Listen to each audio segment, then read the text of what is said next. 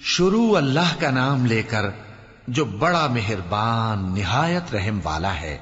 جو لوگ کافر ہیں یعنی اہل کتاب اور مشرک، وہ کفر سے باز رہنے والے نہ تھے یہاں تک کہ ان کے پاس کھلی دلیل آ جائے، یعنی اللہ کا ایک پیغمبر جو پاک اوراق پڑھ کر سناتا ہے جن میں مستحکم آیتیں لکھی ہوئی ہیں، اور اہل کتاب جو فرقوں میں بٹے ہیں تو دلیل واضح کے آنے کے بعد ہی بٹے ہیں، حالانکہ ان کو حکم تو یہی ہوا تھا کہ اللہ کی عبادت کریں، اطاعت کو اسی کے لیے خالص کرتے ہوئے یکسو ہو کر، اور نماز قائم کریں اور زکوٰۃ دیں، اور یہی مضبوط اصولوں والا دین ہے۔ جو لوگ کافر ہیں یعنی اہل کتاب اور مشرک، وہ دوزخ کی آگ میں پڑیں گے اور ہمیشہ اسی میں رہیں گے۔ یہ لوگ سب مخلوق سے زیادہ برے ہیں۔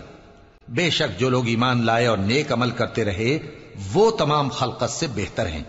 ان کا صلہ ان کے پروردگار کے ہاں ہمیشہ رہنے کے باغ ہیں جن کے نیچے نہریں بہ رہی ہیں، ہمیشہ ہمیشہ ان میں رہیں گے۔